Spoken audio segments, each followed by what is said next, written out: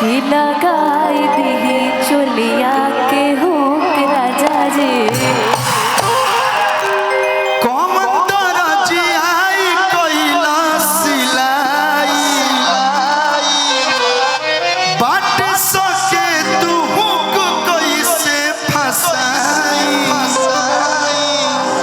रउआ बुझिले नहीं हमर दुख राजा जी।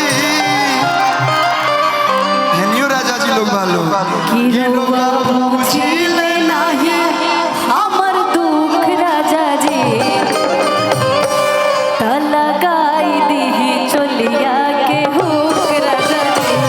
लगाई दी चोलिया के हुक राजा जी। लगाई दी चोलिया के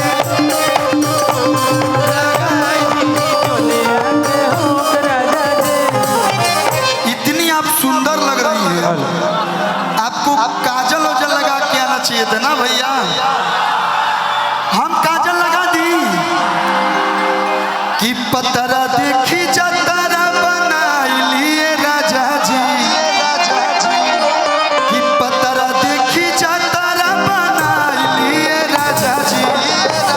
तो काजरा कमर में लगाई दिए राजा जी।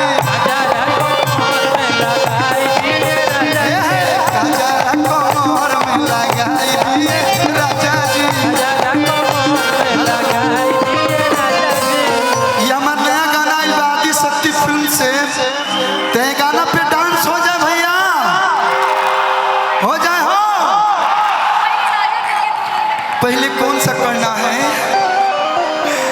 अपने मुँह बोलो, तू जौन बोलो तौन। नहीं नहीं, इन लोगों को जो अच्छा लगेगा वही होगा, आपको जो अच्छा लगेगा वही पहले होगा। राजा जी के तुरल होके कि नया काम के होके?